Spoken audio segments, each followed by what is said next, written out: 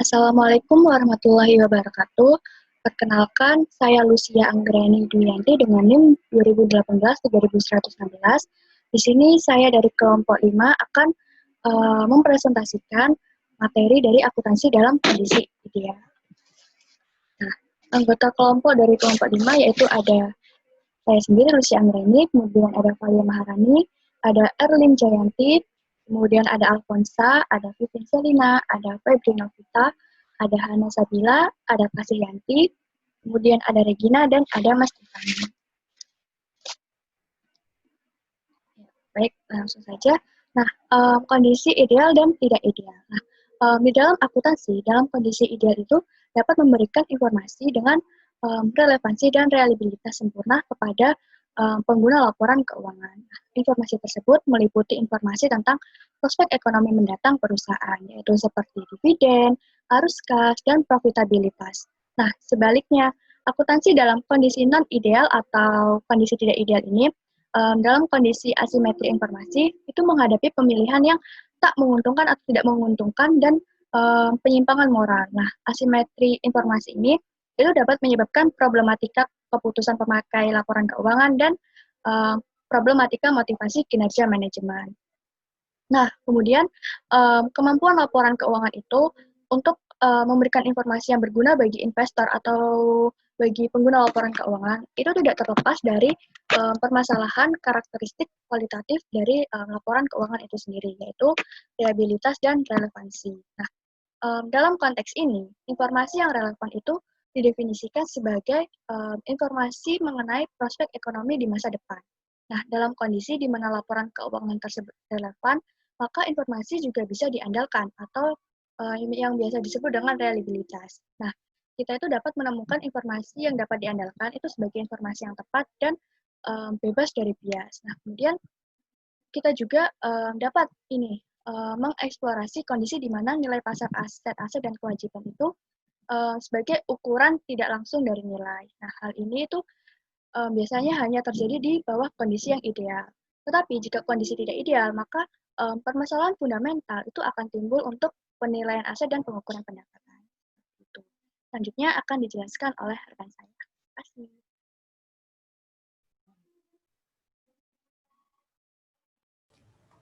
Terima kasih atas kesempatannya. Perkenalkan, saya Valia Maharani 6019 akan melanjutkan presentasi dari rekan saya. Dan di sini saya akan menjelaskan mengenai model nilai sekarang di bawah kepastian. Nah, model nilai sekarang itu sendiri banyak digunakan oleh perusahaan dalam ekonomi dan juga keuangan. Karena dengan menggunakan model nilai sekarang, suatu perusahaan itu dapat merancang atau membuat suatu laporan keuangan untuk beberapa tahun ke depan. Nah, di sini perlu digarisbawahi kata-kata di bawah kepastian. Nah, kepastian itu kan jelas seperti apa, pasti, bisa dipastikan. Sehingga arti kata kepastian di sini itu adalah arus kas perusahaan masa mendatang dan juga tingkat bunga perusahaan itu sudah dapat diketahui secara pasti nilainya itu berapa, seperti itu. Nah, di sini juga dalam kondisi seperti ini, perusahaan itu bisa dikatakan mencapai kondisi yang ideal. Kenapa? Karena dengan mengetahui secara pasti arus kas masa mendatang dan juga tingkat bunganya, maka perusahaan itu bisa merancang atau membuat suatu laporan keuangan yang andal dan efisien, seperti itu. Nah, kemudian di sini saya akan menjelaskan mengenai ini. Proses arbitrase memastikan bahwa nilai pasar aset setara dengan nilai sekarang dari arus kas masa depannya, seperti itu. Nah, kemudian nilai pasar perusahaan itu adalah nilai aset keuangannya dengan nilai aset keuntungannya atau nilai aset modalnya kemudian dikurangi dengan nilai kewajiban perusahaan itu sendiri, seperti itu. Jadi bisa dikatakan inti dari model nilai sekarang di bawah kepastian itu adalah perusahaan akan mampu memastikan jumlah arus kas masa mendatangnya dan juga tingkat bunganya sehingga perusahaan itu dapat membuat laporan keuangan secara konkret atau benar dan baik. Nah, sehingga dengan membuat laporan keuangan secara konkret tersebut atau andal, dapat dikatakan kondisi tersebut adalah di mana kondisi perusahaan itu bisa dikatakan ideal atau baik. Seperti itu. Baik, terima kasih. Selanjutnya akan dijelaskan oleh rekan saya.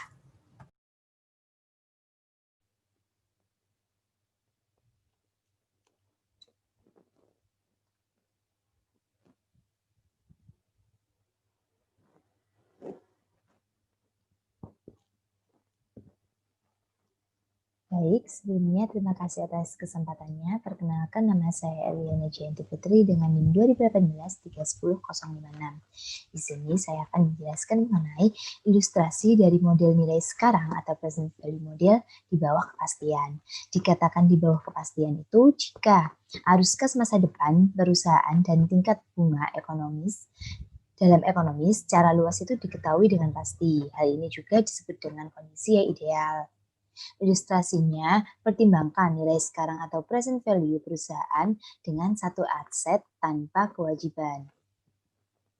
Asumsikan bahwa nilai aset tersebut itu akan menghasilkan sebesar $150 setiap tahun selama 2 tahun pada akhir tahunnya. Dan kemudian akan memiliki nilai 0. Dan asumsikan juga bahwa tingkat bunga itu sebesar 10%. Di bawah kondisi yang ideal ini dari arus kas masa depan yang diketahui dengan pasti dan tingkat bunganya tetap, memungkinkan untuk menyiapkan laporan keuangan yang relevan dan andal. Proses arbitrase ini memastikan bahwa nilai pasar dari sebuah aset setara dengan nilai sekarang dari arus kas masa depannya. Nilai pasar perusahaan kemudian adalah nilai aset keuangannya yang ditambah dengan aset modalnya. Tetapi aset modalnya itu sudah dikurangi dengan kewajiban. Ada 3 langkah dalam mengetahui dalam menghitung nilai sekarang dari arus kas masa depan di bawah kepastian. Yang pertama itu ada menyiapkan nilai sekarang saldo awal. Yang kedua ada menyiapkan laporan laba rugi perusahaan tahun pertama. Dan yang ketiga ada menyiapkan neraca akhir tahun pertama. Yang nantinya ketiga ini akan dijelaskan oleh rekan saya. Sekian dari saya. Terima kasih. Wassalamualaikum warahmatullahi wabarakatuh. Baik, terima kasih atas kesempatannya. Perkenalkan, nama saya Alfonsa. Di sini saya akan melanjutkan presentasi dari rekan saya. Baik, saya akan menjelaskan ilustrasi dari model nilai sekarang atau present value model di bawah kepastian. Jadi, pertimbangkan nilai sekarang atau present value perusahaan dengan satu aset tanpa kewajiban. Jadi kita asumsikan bahwa aset tersebut akan menghasilkan sebesar $150 setiap tahun selama 2 tahun. Dan pada akhir tahunnya, kemudian akan memiliki nilai asetnya itu 0.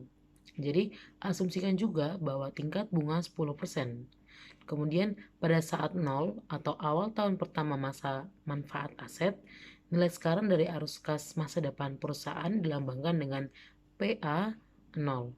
Jadi ketika kita ingin menghitung PA 0 tersebut adalah dengan cara yaitu PA 0 sama dengan $150 dari nilai aset yang tadi dibagi dengan 1 tambah 10% yaitu dari bunga yang tadi, kemudian ditambah untuk tahun keduanya itu sama juga yaitu $150 dibagi dengan 1 tambah 10%, kemudian dipangkatkan dengan 2. Kenapa dipangkatkan 2? Karena ini merupakan penggunaannya selama 2 tahun sesuai dengan yang kita asumsikan tadi.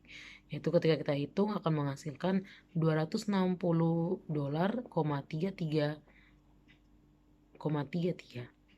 Kemudian jadi dari perhitungan tersebut dapat kita tahu bahwa nilai buku bersih dari aset modal setiap tahun pada nilai buku bersih dari aset modal setiap akhir tahun sama dengan nilai sekarang.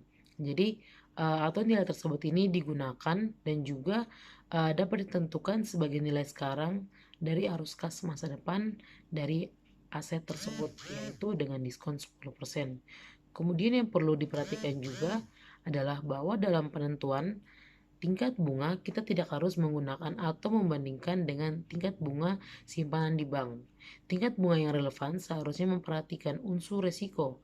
Semakin tinggi resiko investasi, maka semakin tinggi tingkat bunga yang relevan. Inilah yang dimaksudkan bahwa kita perlu memperhatikan faktor risiko sewaktu memperhatikan konsep nilai waktu uang tersebut. Sekian presentasi dari saya, akan lanjutkan oleh rekan saya. Terima kasih. Baik, terima kasih atas kesempatannya. Jadi di sini saya Vivin Selina, NIM 085, akan menjelaskan mengenai laba rugi perusahaan untuk tahun pertama. Jadi di sini ada ilustrasi laporan laba rugi untuk tahun pertama dari perusahaan swasta PV. Nah, di sini ada nama akun pertambahan diskon senilai 26,03. Nah, sejak pendapatan bersih itu diakui ke nilai aset, maka laba bersih itu merupakan bunga sederhana atas nilai aset awal. Nah, seperti contohnya itu ada pendapatan dari rekening tabungan bunga atas saldo pembukaan rekening. Nah, maka dari itu, laba bersih untuk tahun ini itu sama dengan nilai sekarang dari arus kas masa depan dikalikan dengan 10%, yakni tarifnya. Seperti yang dijelaskan oleh rekan saya sebelumnya, bahwa nilai sekarang dari arus kas masa depan itu kan senilai 260,33 dolar. Nah, itu kita kalikan dengan 10%, maka hasilnya 26,03 dolar. Jumlah ini disebut dengan pertambahan diskon. Maka dari itu, pada kolom laba rugi untuk tahun pertama ada nama akun pertambahan diskon dengan nominal 26,03 dolar. Seperti itu. Nah, nilai ini merupakan pembukaan nilai sekarang yang dikalikan dengan tingkat bunganya yang 10% tadi. Gitu. Nah, untuk akhir tahun pertama, itu sisa arus kas dari nilai sekarang, aset perusahaan itu dapat dicari dengan 150 dolar, yang mana 150 dolar itu merupakan asumsi bahwa aset tersebut akan menghasilkan sebesar 150 dolar. Nah, itu nanti akan dibagi dengan 1,10 seperti itu. Nah, 1,10 itu didapatkan dari mana? Jadi pada soal itu kan diketahui bahwa asumsi untuk tingkat bunga merupakan 10%, maka dari itu nominal pembaginya itu merupakan 1,10.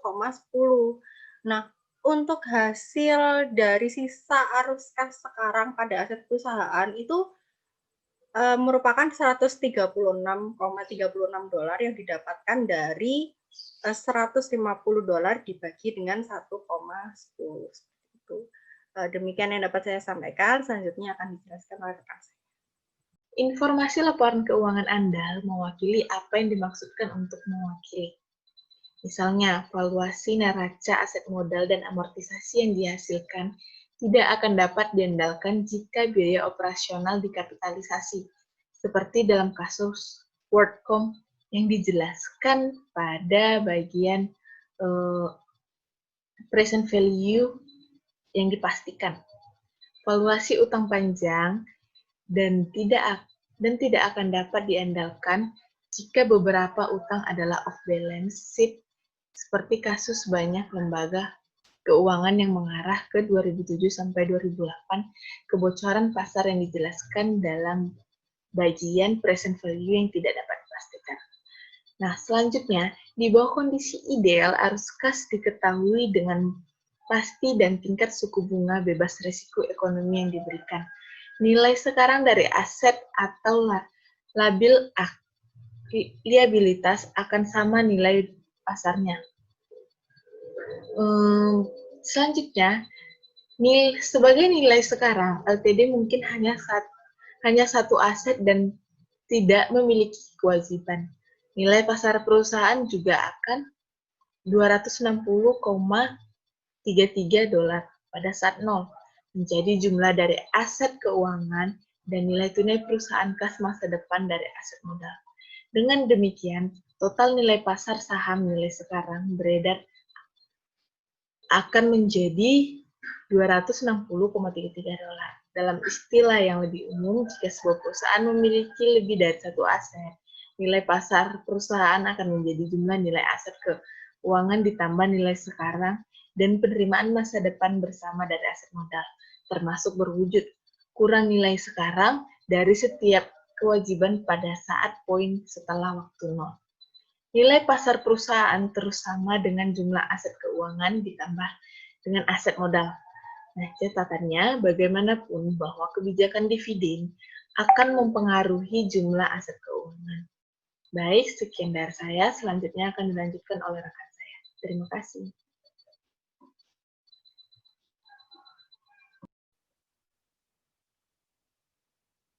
Terima kasih atas kesempatannya. Perkenalkan, nama saya Hana Sabila Kuroma, NIM 879.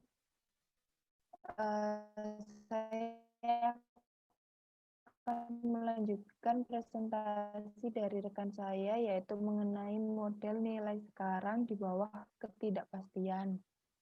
Tadi sudah dijelaskan. Nah, jadi perbedaan pokok antara kondisi ketidakpastian yaitu terletak pada expected net income dan realisasi net income. Di dalam kondisi kepastian, expected net income sama dengan realisasi net income, sedangkan dalam kondisi ketidakpastian, keduanya tidak sama. Di dalam kondisi ideal, ketidakpastian memiliki karakteristik yaitu tingkat suku bunga diketahui, kondisi ekonomi dipublikasi dan lengkap, dan yang ketiga probabilitas terjadinya ekonomi diketahui. Lalu ada beberapa hal di dalam kondisi ideal dengan ketidakpastian kemungkinan terjadi, yaitu laporan keuangan dapat menghasilkan informasi yang relevan sekaligus reliable. Yang kedua yaitu informasi laba bersih dalam laporan rugi laba tidak memiliki peran karena laba bersih sudah dapat ditentukan dari neraca. Yang ketiga yaitu nilai pasar aktiva dapat ditentukan dengan dua cara. Yang pertama dengan mendiskontokan nilai tunai ke arus kas masa depan, dan yang kedua yaitu dengan menggunakan nilai pasar. Yang keempat ada kebijakan dividen tidak relevan karena nilai tunai bagi investor akan sama saja. Sekian dari saya, selanjutnya akan dilanjutkan oleh rekan saya.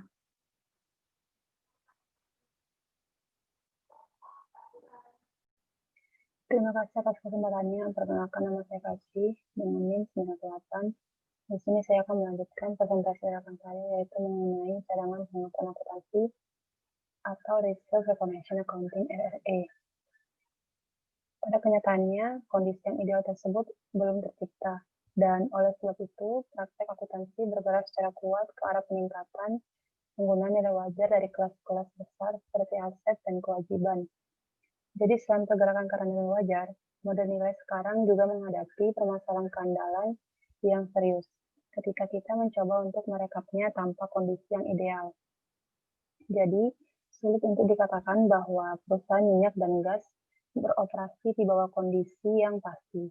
Dan konsekuensinya adalah kita seharusnya mempertimbangkan SSAS 69 dalam hubungannya terhadap model nilai sekarang di bawah ketidakpastian. Jadi akuntansi sekarang itu diterapkan untuk persediaan minyak dan gas yang dikenal sebagai Reserve Recognition Accounting atau RRA. Nah, kritik atas RRA itu ada dua macam. Yang pertama yaitu reaksi para manajemen, yaitu perlu untuk membuat sebuah perubahan dalam estimasi yang kelihatannya menjadi tulang punggung atas RRA. Nah, manajer perusahaan minyak khususnya cenderung menganggap RRA tersebut dengan menunggu dan penuh kecurigaan. Dan yang kedua itu adalah kegunaan untuk para investor. Maksudnya adalah bahwa manajemen berhati-hati terhadap RRA. Hal tersebut tidak berarti bahwa hal real tidak menyediakan informasi yang berguna untuk investor. Tentunya, RRA lebih relevan dibandingkan informasi historis, sehingga RRA berpotensial untuk menjadi bermanfaat. Jadi, RRA ini lebih relevan daripada informasi historis, sehingga memiliki potensi yang lebih berguna bagi para investor. Dan di bawah akuntansi historis, peningkatan dalam nilai cadangan yang terbukti tidak akan tampak dalam laporan rugi sampai cadangan yang terbukti tersebut diproduksi dan dijual. Dan sedangkan pada laporan laba rugi berdasarkan nilai sekarang itu mengakui peningkatan tersebut dengan segera, sehingga informasi nilai sekarang yang mempunyai potensi peningkatan untuk kegunaan karena relevansinya lebih besar. Dan dengan laporan laba rugi berdasarkan nilai sekarang, investor akan mengetahui berapa potensi pendapatan yang akan mereka peroleh. Dan jika laba rugi berdasarkan biaya historis, investor hanya mengetahui berapa pendapatan yang akan mereka peroleh pada saat minyak dan gas tersebut telah terjual.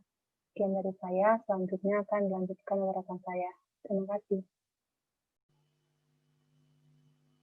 Baik, sebelumnya terima kasih atas kesempatannya. Perkenalkan, nama saya Regina Octavia Eka Kristiani dengan NIM 2018-310937. Di sini saya akan melanjutkan presentasi dari rekan saya, dan saya akan membahas mengenai akuntansi biaya historis yang diperbaiki atau Historical Cost Accounting Revisited. Akuntansi biaya historis memiliki sifat yang relatif dapat diandalkan. Mengapa demikian?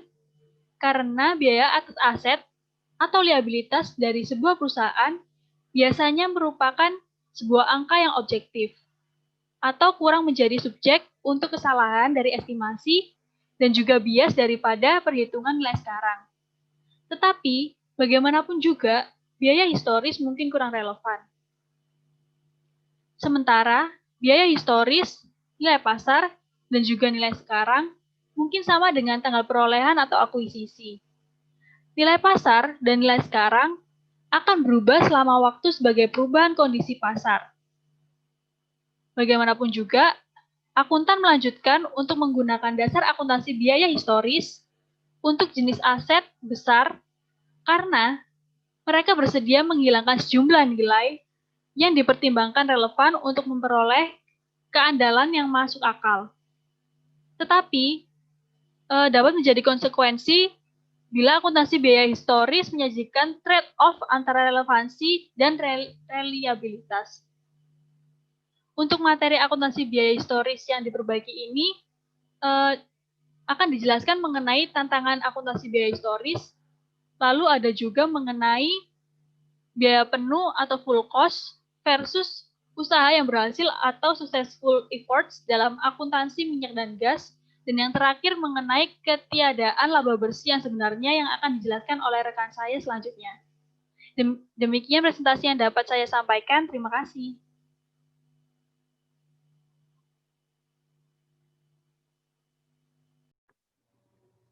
Baik, terima kasih atas kesempatannya. Saya Tiffany dengan NIM 947 akan melanjutkan presentasi dari rekan saya. Selanjutnya yaitu bagian-bagian dari biaya historis yang diperbaiki. Nah, ada 3 diantaranya. Yang pertama, tantangan akuntansi biaya historis, lalu yang kedua, biaya penuh, dan yang ketiga, ketiadaan laba bersih yang sebenarnya. Tantangan akuntansi biaya historis. Perbedaan yang penting antara akuntansi berdasarkan nilai sekarang, seperti RRA, dan akuntansi berdasar biaya historis adalah perubahan waktu pengakuan dalam nilai aset. Akuntansi nilai sekarang adalah sebuah pendekatan neraca terhadap akuntansi, yang mana ini juga disebut sebagai perspektif pengukuran atau measurement perspektif. Hal ini meningkatkan nilai aset dan kewajiban yang diakui atau diukur pada saat mereka terjadi. Dengan mendiskontokan arus kas masa depan atau inti dari nilai dan mengkapitalisasi nilai tersebut dalam neraca. Pendapatan kemudian pada dasarnya adalah perubahan bersih dalam nilai sekarang untuk periode yang bersangkutan. Lalu selanjutnya biaya penuh atau full cost versus usaha yang berhasil atau successful efforts dalam akuntansi minyak dan gas. Nah, terdapat 2 metode dasar dalam menentukan biaya cadangan minyak dan gas.